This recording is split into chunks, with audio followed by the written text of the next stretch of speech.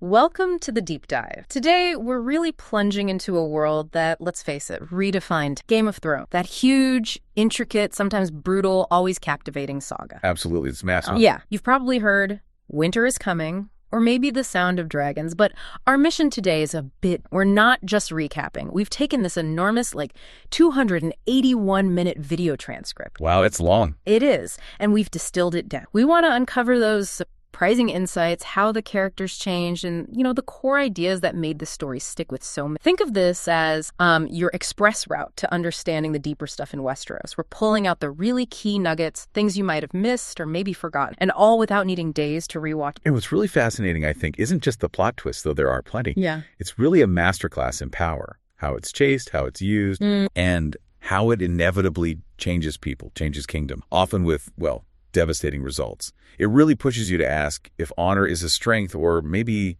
a fatal weakness. Yeah, what does it actually take to survive, let alone rule, when the rules just keep changing? Exactly. The spark of conflict, houses divided and destinies unveiled. Okay, so our story, it kicks off way up north. Winterfell, quiet, right? We meet the Stark. Ned, Catelyn, the kids Robb, Sansa, Arya, Bran, Rickon, and Jon Snow, the sort of outsider. The honorable Starks. Duty, tradition, all that. Exactly. But their world, it's about to get smashed into pieces by King Robert Baratheon showing up with his whole royal crew. And that includes the Lannisters, Queen Cersei, her twin brother Jaime. The Kingslayer. Yeah. And their kids Joffrey, Myrcella, Tommen, plus Sandor Clegane, the Hound, quite the entrance. And don't forget Tyrion Lannister, he's there too. The younger brother, the sharp one, often underestimated but always observing. Oh, definitely. His wit, his cynicism almost. It cuts through all the ceremony. He gives us a different window into this world, doesn't he? He really does. A necessary one, given how brutal things get. And here's where it all really starts. The spark. Young Bran Stark, he loves to climb. Always climbing. He stumbles upon Jaime and Cersei, their big secret, in a tower. Whoops. Big whoops. And Jaime, thinking fast, just pushes him, shoves him right out the window. An act of desperation, really, to protect that secret. And that single act, it doesn't just break Bran's body, it basically ignites the whole Stark-Lannister feud that drives so much of the early story. It's the catalyst. It immediately shows you the stakes, doesn't it? The lengths people will go to for power, for secrets, and how one action can just spiral outwards, affecting everyone. That dark side hiding into the fancy titles. Right. And from that violence, everyone starts going in different directions. Jon Snow, feeling that bastard label, you know. He decides, right, I'm going north, joining the Night's Watch, a life of duty away from all the southern politics. He gets that amazing piece of advice from Tyrion just before he goes. Oh, yeah. The wear it like armor line. Wear your bastardness like armor. It can never be used to hurt you then. Yeah. It's brilliant, really. It's like psychological defense 101 for the world Jon's about to step in. Yeah. Embrace what they see as weak. Definitely sets. Meanwhile, completely different world, across the Narrow Sea, Daenerys Targaryen, the last Targaryen heir. Her brother Viserys has his grand plan. Marry her off to Khal Drogo, this Dothraki warlord. Get his army. Take back the Iron Throne. Yeah, using her as a pawn. But we get this little hint on. She steps into this scalding hot bath. Doesn't even flint. Foreshadowing. Somewhere. And she gets those wedding gifts. 3 dragon eggs, petrified. Everyone just thinks they're pretty rock. Little do they know. Back in Westeros, King Robert asks Ned Stark, be my hand. Jon Arryn, the previous hand, died mysteriously. Very mysterious. Catelyn's sister Lysa later claims the Lannisters sits Catelyn against Art. Ned doesn't want to go. Catelyn really does. Bad feelings all around. Calls. He accepts. Doesn't know he's walking right into a snake. He really doesn't. Yeah. Sick. The Game of Thrones intensifies. Power, betrayal, and law. So Ned gets to King's Landing, and boom, he's right in the middle of all the backstabbing and lies. He starts digging into Jon Arryn's death. Pulling on that thread.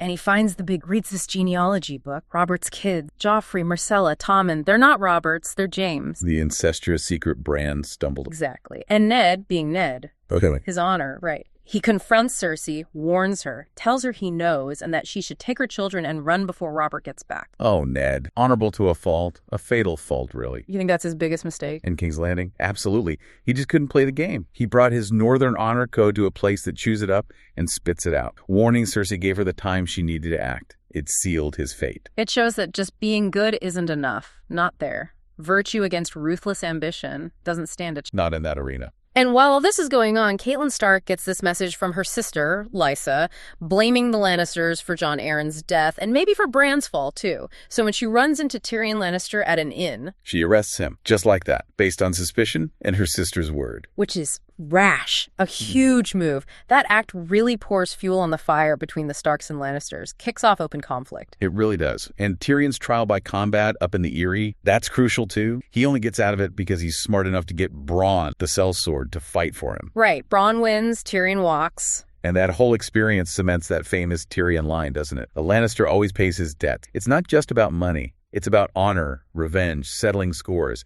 It's deep in their culture. Debts will be paid one way or another. Definitely. Okay, switching back across the narrow sea. Daenerys. She's not the timid girl anymore. She's growing into her role, gaining confidence. Standing up to Viserys. Yeah, and Viserys. He just doesn't get it. He's arrogant, impatient. He storms into the Dothraki, demanding Khal Drogo give him the crown he was promised. Bad move. Very bad. Drogo gives him a crown, all right. Melts down his golden belt buckles and pours molten gold right over Viserys. Brutal, but kind of fitting in a grim way. And Daenerys just watches. Her comment is chilling. He was no dragon. Fire cannot kill a dragon. It's a huge moment. Shows her ruthlessness, her acceptance of this new world, and maybe hints at that Targaryen. Yeah, that potential for both greatness and, well, something darker. Then comes the moment that just floored everyone watching for the first time. King Robert goes hunting, gets gored by a boar. Fatal. Conveniently fatal, some might say. Yeah. Orchestrated? Maybe. With Robert dying, Ned tries to do the right thing again. He has Robert's will, naming him protector of the realm until the true heir, which Ned knows isn't Jock. He wants Stannis on the throne. But he needs the City Watch on his side. And who controls them? Littlefinger, Peter Baelish, the master manipulator. Ned trusts him, tells him the plan. Another mistake. Huge one. Littlefinger promises the City Watch's support, but when the moment comes in the throne room, he betrays Ned, puts a knife to his throat. I did warn you not to trust. Classic Littlefinger. Chaos is a ladder, after all. And that leads directly to Ned Stark, our main guy, our moral center, being publicly beheaded on the orders of the new boy king, Joffrey. That moment, it broke every rule of storytelling, didn't it? Killing off your protagonist in season 1, it told the audience, forget everything you think you know about fantasy stories. No one is safe here. Honor gets you killed. Totally changed the game. And Ned's death scatters his kids. Arya watches it happen, horrifying. Her swordmaster, Syrio Forel, sacrifices himself so she can escape. She gets out of King's Landing, disguised as a boy. Her journey becomes, well, dark. She ends up in places like Harrenhal, witnesses terrible things, meets Jaqen H'ghar. The faceless man? Right. And she starts making that her kill list. People she vows she'll get revenge on. It's a fascinating path for her. Jaqen introduces that whole philosophy, Valar Morghulis, all men must die. It's not just about revenge anymore. It's like she's exploring death itself, losing her identity maybe. The line between justice and vengeance gets really blurry for her. Trauma changes people profound. Meanwhile, up north, Robb Stark, the eldest son, is declared king in the north by his father's band, rallies the north against the Lannisters. And he's good at it, and wins battles, even captures Jaime Lannister. But then Catelyn releases Jaime, hoping to trade him for Sansa and Arya. Causes problems within Robb's camp. Big problems. Undermines his authority. And then Robb makes his own critical. He was promised to marry one of Walder Frey's daughters, secure an alliance, an oath. A crucial alliance. The Freys control the twins, the crossing point. But Robb falls in love with Talisa Major, a healer from Volantis, and marries her instead. Breaks his oath to House Frey. Love versus duty, or maybe love versus political necessity. He chooses love. And that choice, driven by emotion, not strategy, it sets the stage for one of the most horrific moments in the entire series. He just sealed his fate. He really did. The consequences are coming. 3. The White Shadow Rise, Guardians of the Wall, and Ancient Prophet. Okay, let's shift focus way up north again, to the Wall. Jon Snow's joined the Night's Watch. Life is harsh, cold, different kind of battlefield. But he finds friendship there, right, with Samwell Tarly. Yeah, Sam. Awkward. Loves books, not much of a fighter, but smart. They form a really important bond. And Jon gets guidance from Maester Aemon, the old blind maester at Castle Black. Wise old Aemon, who, as we find out much later, is actually Aemon Targaryen. He gave up his claim to the throne long ago. A hidden connection to Jon's own secret Targaryen bloodline, though neither of them knows it then. Aemon's advice about duty versus family really resonates with Jon's struggles later on. It does. That conflict, personal loyalty versus the greater good, it becomes central for Jon. Constant morals. Absolutely. Defines his whole arc. So things start getting weird up there. Reports are coming in. Wildlings aren't just raiding anymore. They're fleeing south, running from something ancient, something terrifying. We see it firsthand. Dead rangers brought back to Castle Black. They reanimate, become whites, undead soldiers. Controlled by the White Walkers. Jon has his first terrifying encounter, has to fight one off with fire. Shows they're real, not just story. And then Samwell Tarly, of all people. A bookish one. He's out ranging, gets attacked by a White Walker, one of the actual ice, and he stabs it with his dagger Jon found earlier, made of dragon glass, obsidian. And the walkers shatter, just disintegrates. Huge discovery. It's the first proof that these things can be killed. They're not invincible. Dragon glass works. That gives them a fighting chance, a weapon against the apocalypse. A crucial piece of knowledge. Jon's journey then takes him beyond the wall with Qhorin Halfhand, a legendary ranger. They get captured by Wild. And that's where he meets Ygritte. Fiery Ygritte. Their relationship is complicated, intense, and she gives him that famous line, "You know nothing, Jon." Which is kind of true, in a way. He knows the Watch's world, but not the wildlings, not the real North. He has to pretend to turn his cloak, join them, and he meets their leader, Mance Rayder, the king beyond the wall. Mance isn't just a warlord. He's united all these different warring wildling tribes. Why? Not just to attack the south. No, it's survival. They're running from the White Walkers, too. Mance's army is trying to get south of the wall before the real winter hits. Changes the perspective, doesn't it? Yeah. The enemies are just people trying to survive the same threat. Completely. Okay, back down south for him. Bran Stark, after his fall, he starts having these strange visions. Of a three-eyed raven. Exactly. He can't walk, but something else has happened. He meets Jojen and Mira. They find him. And they understand his dream. They tell him he's a warg. He can project his consciousness into animals, like his direwolf Summer. A rare, powerful ability. They guide him north, towards the three-eyed raven from his dream. And on that journey, we get that absolutely devastating reveal about Hodor. Oh God, Hodor. The gentle giant who only says his name. Through Bran's warging abilities, mixing past and present, we see young Hodor, whose name was Wyleth. Bran essentially breaks his mind across time to make him hold the door against the whites in the present. Hold the door, Hodor. It's heartbreaking. It shows the cost of Bran's power, the weight of destiny, maybe even the dangers of manipulating time. So powerful. And so tragic. One of the most memorable, gut-wrenching moments for shifting alliances and devastating consequences. All right, brace yourself. We're heading towards one of the most infamous events in the show, the Red Wedding. Yeah. Even just hearing the name. Robb Stark, trying to mend fences with House Frey after breaking his marriage pact, agrees to have his uncle, Edmure Tully, marry one of Walder Frey's daughters. So the Starks and their army go to the twins for the wedding. Seems like a political solution, right? A bit awkward, but necessary. Everyone's celebrating, music's playing, then the doors are barred, the music changes to the Rains of Castamere, the Lannister victory song. The dread hits you. You know something awful is coming. And Walder Frey gives the signal. It's a massacre. Robb is shot with arrows. His pregnant wife Talisa is stabbed repeatedly in the stomach. Catelyn watches in horror before her own throat is slit. The entire Northern Army leadership slaughtered. It's horrific. Just utterly brutal and shocking. Arya is actually right outside. She almost walks into it, but the Hound knocks her out and drags her. Narrow escape. But the Red Wedding. It wasn't just violence for shock value, was it? No, not at all. It was a brutal lesson about breaking oaths in this world. Robb broke his vow to Frey. Frey, aided by the Lannisters and Boltons, retaliated with absolute ruthlessness. It showed that alliances are fragile, trust is rare, and betraying the wrong person has catastrophic consequences. And it completely wiped out the Stark leadership in one go. A massive narrative shift. Yeah. Subverted everything again. Okay, fast forward a bit. Another wedding, King's Landing time. Joffrey Baratheon, the little monster who ordered Ned's death. And tormented Sansa. He's marrying Marguerite Tyrell. Big royal way. And Joffrey, being Joffrey, uses the feast to publicly humiliate his uncle, Tyrion. Forces him to be his cupbearer. Pours wine on his head. Just vile. He really was a piece of work. But then Joffrey starts choking, coughing, gasping. His face turns purple. He collapses, points accusingly at Tyrion, and dies. The Purple Wedding. A moment a lot of viewers cheered for, let's be honest. Yeah, but suspicion immediately falls on Tyrion. Cersei screams for his arrest. Of course she does. Her son murdered right in front of her. And who does she hate more than Tyrion? But we find out later, don't we? It wasn't Tyrion. Nope. It was Olenna Tyrell, Marguerite's grandmother, the Queen of Thorn. Brilliant. Why'd she do it? Protect Marguerite from a monster, probably, and maybe consolidate Tyrell power. It was subtle, clever. Power wielded not with a sword, but with poison.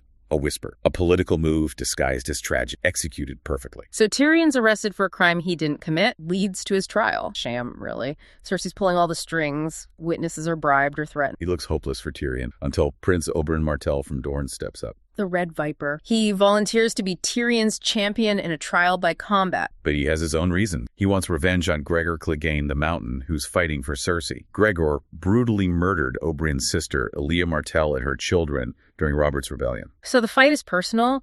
Oberyn is incredible, fast, skilled. He wounds the Mountain badly, has him on the ground. He's won, but he doesn't kill him immediately. He wants a confession. Say her name. Elia Martell. You raped her. You murdered her. You killed your children. He gets too close, too focused on the confession, and the mountain trips him, grabs him, Crushes his skull with his bare hands. It's horrific. One of the most gruesome deaths. Oberyn's quest for vengeance consumes him, literally kills him. So Tyrion's condemned to death, but Jaime can't let that happen. He helps Tyrion escape from his cell. Brotherly loyalty, despite everything. Before Tyrion flees King's Landing, though, he makes a detour, finds his father, Tywin Lannister, the architect of so much misery, sitting on the privy. Of all places. Tyrion confronts him about everything. About Shae, the woman Tyrion loved who testified against him. Tywin is dismissive, cruel as ever, and Tyrion shoots him with a crossbow twice. Wow. Kills his own father. And as Tywin dies, Tyrion whispers that line again. A Lannister all, it's dark, Pat. But also, maybe, a kind of justice. Very complex. Deeply complex. A huge turning point for Tyrion. He then gets smuggled out of the city in a crate by Varys the Spider. Off to Pentos across the sea. His life totally changed. Meanwhile, what's Daenerys up? She conquered Meereen, the slave city. But instead of just moving on, she decides she needs to stay, to rule, to learn how to be a queen, not just a conqueror. I know, but ruling is harder than conquering, isn't it? Much harder. She faces this insurgency, the Sons of the Harp, former slave masters, fighting back, killing her soldiers, her unsullied. They wear those golden masks, undermining her rule from the shadows. She tries diplomacy, even agrees to a political marriage with Hisdar zo Loraq, a Meereenese noble, to try and reopens the fighting pits, which she hates, as a compromise. Doesn't really work, though, does it? The violence continues. No. And during a big event at the Great Pit, the Sons of the Harpy attack, chaos erupts. Looks like Dany and her inner circle are trapped. But then... Roar! Drogon, her biggest dragon, who's been off doing his own thing, suddenly appears. Lands in the middle of the arena, breathes fire, protects her. An incredible entrance. Saves the day. And Daenerys climbs onto his back and flies away. Just like that. Leaves Meereen behind, at least for a while. It's a huge moment, visually and thematic. Her connection to the dragons is her true power, but where does he take? He drops her somewhere in the middle of nowhere, the Dothraki, and she gets captured by a huge Dothraki horde, a Khalasar that doesn't know her. Back among the Dothraki, full circle, almost. They take her to Vaes Dothrak, to the Council of Khal. They plan to make her join the Dosh Khaleen, the widows of dead Khals, but Daenerys has other plans. She confronts them, tells them they're small men, not fit to lead the Dothraki. They laugh at her, threaten her, and she tips over the braziers, setting the temple on fire, locks them inside. And then she walks out, unburnt. Again, calmly walks out of this raging inferno, completely unharmed. All the thousands of Dothraki outside see that. They bow down instantly. She didn't just escape, she won them over. Gained an entire army through this display of mad power, her birthright. It's that Targaryen fire resistance again. But more than that, it's her sheer force of will. It shows her grappling with ruling versus Meereen taught her governing is messy, complicated. Maybe conquering, asserting her power decisively is more her style. That period really shapes her, foreshadows the challenges and maybe the temptation she'll face later. Yeah, governing requires compromise, navigating traditions. She struggled with that. This was raw power, and it worked. The Great War in the Old... Okay, back to the north. Castle Black. Jon Snow paid the price for letting the wildling the wall. Some of his own men, the Night's Watch brothers. Alliser Thorne, Ollie, they felt betrayed, saw him as a traitor. They lure him outside for the watch, they say, and they stab him repeatedly, leave him bleeding out in the snow. Dead. Another huge shock. Jon Snow. Dead. How can the story continue? Melisandre, the Red Woman, is at Castle Black. Davos Seaworth convinces her to try her magic, her Lord of Light ritual. She's lost her faith after Stannis' defeat, but she tries. Chants the words, washes his body. Nothing happens. Everyone leaves, disappointed. But then, his direwolf, Dur, and Jon gasp, takes a breath. He's alive. Resurrection, a massive game changer. But how does it change Jon? Profoundly, it seems. He hangs the mutineers, including Thorne and Ollie. Then he takes off his cloak, gives command to Ed. My watch is ended. Death released him from his vows. Exactly. It forces him to look beyond the watch, towards the bigger picture. The real war isn't North versus South, it's the living versus the dead. This resurrection puts him on that path, makes him prioritize uniting people against the true enemy. It's essential for what's coming. A necessary transformation. And just in time, because Sansa Stark arrives at the wall, she's escaped from Ramsay Bolton. Oh, Ramsay. Possibly the most purely evil character in the show. Yeah. Sadistic, cruel, what he did to Sansa, to Theon. Horrible. Sansa's changed too. Stronger, colder maybe. She pleads with Jon. They have to take back Winterfell, their home, from Ramsay. Jon is reluctant, tired of fighting. But Ramsay forces his hand, sends a letter, taunting Jon, saying he has Rickon Stark, their youngest brother. So it leads to the Battle of the Bastards, Jon Snow versus Ramsay Bolton. And Ramsay plays a sickening game right at the start, brings out Rickon, tells him to run to Jon across the battlefield. As Rickon runs, Ramsay shoots arrows at him, just toys with him. Jon rides out frantically to save him. But an arrow hits Rickon just as Jon reaches him. Dies right there. Mm-hmm. Brutal. Yeah. Calculated cruelty to enrage Jon. It worked. Jon charges Ramsay's lines alone in a fury. His army follows. The battle is chaos. Brutal, muddy, bloody. Jon's forces are heavily outnumbered. It looks hopeless. They get surrounded, crushed. Jon is almost suffocated under a pile of bodies. It looks like the end, but then... Horns. The Knights in the Vale arrive. Thousands of charging in. Sense is doing. She knew Jon didn't have enough men. She secretly sent a raven to Littlefinger, who controls the Vale forces. She played the game. Right. She saved the day. Strategic. Yeah. The Vale Knights smash Ramsay's army. Ramsay flees back to Winterfell, but Jon breaks down the gate, catches him, beats him nearly to death. But stops. Lets Sansa deal with him. And she does. Locks Ramsay in the kennels with his own starving hound. Your words will disappear. Your house will disappear. Your name will disappear. All memory of you will disappear. And she walks away as the dogs devour. Poetic justice. Gruesome, but fitting. Sansa's transformation into a pragmatic, even ruthless leader, complete there. She understood the game, used Littlefinger despite her history with him. She wasn't just a survivor anymore, she was a player. Winterfell is retaken, and the Northern Lords, inspired by Lyanna Mormont's fierce loyalty, declare Jon Snow the new king in the North. Not because he's a Burke, but because he inspires them. A leader chosen, not just inherited. Meanwhile, down in King's Landing, Cersei's cornered, facing trial by the Faith Militant the High Sparrow. Margaery, Loras Tyrell, too. She's lost control. The religious fanatics have taken over the city, empowered by her initially. But Cersei has a plan. A drastic. On the day of her trial, she doesn't show up at the Great Sept of Baelor. All her enemies are inside. Margaery, Loras, their father, Mace Tyrell, the High Sparrow, her uncle, Kevin Lannister. Everyone. Margaery realizes something's wrong, tries to get people out, but it's too late. Deep beneath the sept, caches of wildfire, hidden there since the Mad King's day, the whole sept explodes in green flame, a massive, catastrophic explosion. Everyone inside, gone, wiped out in an instant. Cersei watches from the Red Keep, sipping wine, cold, ruthless, an act of mass murder to eliminate all her rivals. And the consequence. Her last child, King Tommen, sees the explosion from his window, understands what his mother has done, calmly takes off his crown and walks. Heartbreak. Cersei's actions cost her everything she claimed to be protecting, her children. With Tommen gone, no heirs left, Cersei just takes the Iron Throne for herself, crowns herself Queen of the Seven Kingdoms, her descent into pure, ruthless power. No more pretending, just raw ambition. Okay, so the political stage is set. But the real threat is still the White Walk. Jon Snow knows they need allies, big allies, dragon. Which means Daenerys Targaryen. He sails to Dragonstone, her ancestral seat, which she's just reclaimed. He needs to convince her the army of the dead is real. He needs her dragon glass, the obsidian mind there. She's skeptical at first, focused on the Iron Throne, doesn't believe the stories, wants him to bend the knee. He refuses, but Tyrion, who's now Daenerys' hand, brokers a kind of truce. Lets Jon mine the dragon glass. They start to build. Maybe not trust, but understanding. But they need proof. Proof for Cersei. Proof for everyone that the dead are cunning. Tyrion comes up with a plan. A crazy plan. Capture one of the dead, a white. Bring it south to show Cersei. What could possibly go wrong? Right. So Jon leads this expedition beyond the wall. Small group: Jorah Mormont, Gendry, Tormund Giantsbane, the Hound, Beric Dondarrion, Thoros of Myr, a real Suicide Squad. The Magnificent Seven Westeros style. They manage to capture a white, but they get surrounded by the entire army of the dead on a frozen lake. Hopeless situation. Gendry runs back to the wall to send a raven Daenerys. And Daenerys comes. Yeah. With all three dragons.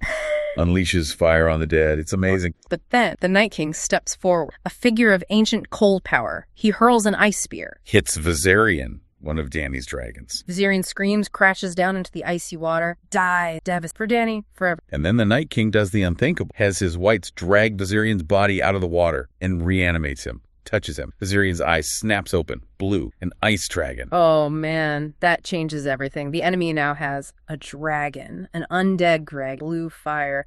Terrifying. It solidifies the Night King as not just a monster, but a strategic threat. He just turned their greatest weapon against them. Completely shifts the balance of power. Jon barely escapes, nearly dies again, but gets saved at the last second by his long-lost uncle, Benjen Stark, who sacrificed. They get the white back south, though? Proof. And just as all this is happening, Bran Stark, back at Winterfell, finally puts the pieces together, uses his green sight, sees the full truth. The Tower of Joy. What really happened? He sees his father, Ned Stark, finding his sister Lyanna Stark, dying in a bed of blood. She whispers something to Ned about her baby. And he sees Lyanna's secret wedding to Rhaegar Targaryen, Prince Rhaegar, Daenerys' older brother. Meaning? Jon Snow isn't Ned Stark's bastard. He's the son of Rhaegar Targaryen and Lyanna Stark. His real name is Aegon Targaryen. He's the true-born son of the last Targaryen. Which makes him the rightful heir to the Iron Throne. More rightful than Daenerys. Mind blown. And it also means Jon and Daenerys, who have been getting closer, developing feeling. They're related. She's his aunt. Oh, the irony. The secret Ned died to protect is out, and it changes everything about the succession, about Jon's identity. It sets up this massive conflict for Jon, duty versus desire, truth versus Pete, and that Targaryen history. Yeah. Love, duty, madness, incest. It's all repeating. Yeah, adds a whole layer of tragic complexity.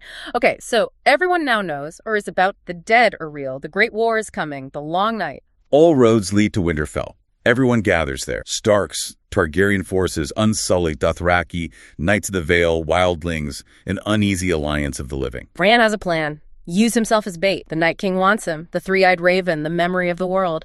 Lure him into the Godswood. And the battle begins. It's epic, dark, brutal. Wave after wave of the dead. The Dothraki charge into the darkness with flaming swords, and the flames just go out. Silence. Terrifying. Dragons fighting in the sky. The castle defenses breached. Heroes fall. Little Lyanna Mormont taking down a giant white as she dies.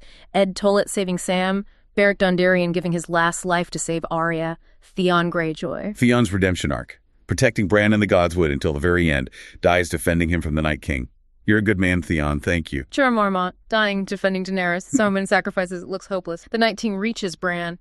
Reaches for his sword. The music swells. It feels like the end. But then, out of nowhere, Arya Stark leaps through the air. The Night King catches her by the throat. Her dagger falls. She catches it with her other hand, slams the Valyrian steel dagger, the same dagger used in the attempt on Bran's life way back in season 1, right into the night. He shattered. And his entire army, all the White Walkers, all the Whites, they just collapse, crumble into dust instantly. Arya Stark killed the Night, ended the Great War. The Long Night is over. Incredible. Not Jon, not Daenerys, the predicted heroes. Arya, the assassin. It was such a surprising yet satisfying twist. It wasn't about prophecy or chosen ones in the end. It was about skill, timing, bravery from someone unexpected. Someone who operates outside the usual power structure. It showed that maybe the smallest players can make the biggest difference. A powerful state. Sick, The Last Dance, the throne, destruction, and a new beginning. So the Great War is won. Humanity is saved, but the story isn't over. Now it's back to the other war. The last war for the Iron Throne. And this is where things get really dark for Daenerys. Yeah. She's lost so much. Jorah, Viserion, half her army.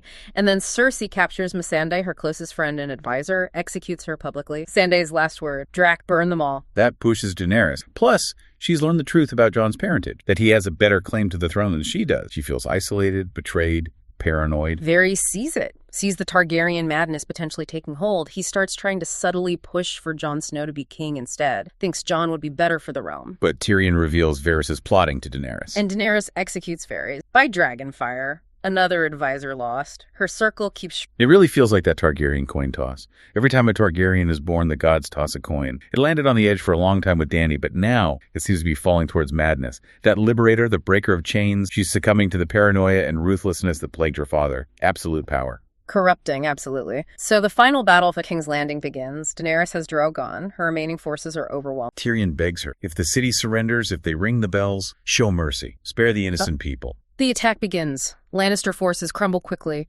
Drogon destroys the Iron Fleet, the city gates. The soldiers on the ground hear it. They drop their swords. The bells start ringing. Ding, ding, ding. City has surrendered. Moment of hope. Maybe she'll live. But Daenerys is on Drogon, looking down at the Red Keep, her family stolen home. She hears the bells, and something snaps. She turns Drogon and starts burning the city. Everything. Soldiers, civilians, men, women, children, indiscriminate slaughter, total destruction. Burning it all down. A horrific, a complete betrayal of everything she claimed to stand for.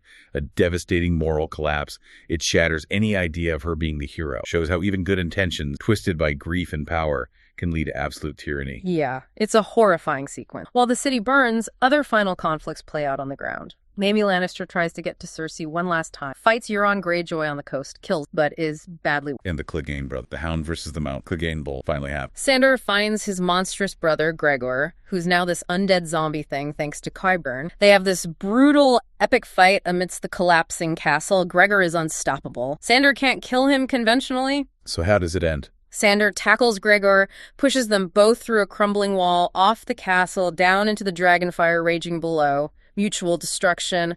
The Hound finally ends his brother's reign of terror and his own torment. Wow. Fitting end for them both. Jaime finally reaches Cersei deep in the crypts of the Red Keep as it collapses around them. They die together, crushed by the rubble. Brother and sister, lovers, together. Strangely intimate death amidst the chaos. And Arya, she's on the ground during the destruction, tries to help people escape, nearly dies multiple times, but she survives. Emerges from the ashes, finds a lone white horse, rides out of the devil. Powerful image of survival. Maybe innocence. The resilience, definitely. So, King's Landing is destroyed. Daenerys has won, but at what cost? Jon Snow walks through the ashes, sees the horror he knows what It confronts her in the throne. The Iron Throne is still standing, somehow amidst the ruin, touching it, finally. Talking about breaking the wheel, liberating the world. Sounds like tears. Jon pleads with her, tries to reach the person he loves, too far gone. Convinced her ways, she'll always... He's stabbed, kills Daenerys Targaryen in the heart. A tragic act. Love her again, chooses duty to the realm, prevent further terror. Drogon finds her body. He's heartbroken, screams in rage. You think he's going to kill Jon?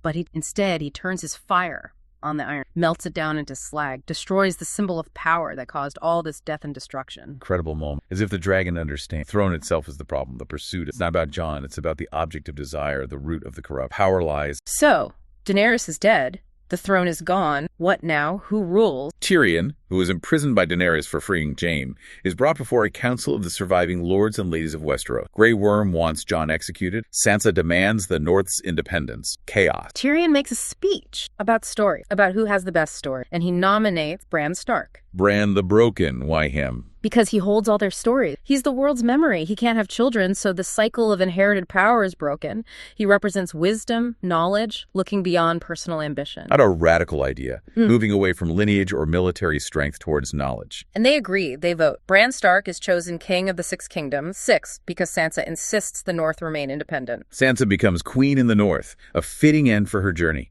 protecting her home. So a new era begins, not with the warrior king, but with a seer, a historian. It's a surprising choice, prioritizing wisdom, memory, maybe learning from the past, over the traditional ways power was won and held. A very different kind of game outcome. And what happens to everyone else? Our survivors. Jon Snow, his fate is complex. Killing the queen, even a tyrannical one, has consequence. As a compromise, he's sent back to the Night's Watch, exiled again. But the final shot we see of him, he's riding north of the Wall with Tormund and the Wild, going back to the true north, maybe finding peace, his true place, among the free folk. Feels right for him, some. Arya. She decides Westeros is too small for her. She commissions a ship, sails west of Westeros where the maps stop, an explorer seeking the unknown. Always adventurous. A new journey. Tyrion Lannister, despite everything, becomes Hand of the King, Bran the Broken. His intelligence finally put to use rebuilding the realm, a punishment and a purpose. He survives. The ultimate survivor, perhaps. Brienne of Tarth becomes Lord Commander of the Kingsguard, a woman leading the most prestigious order of knights, and she takes the White Book, the history of the Kingsguard.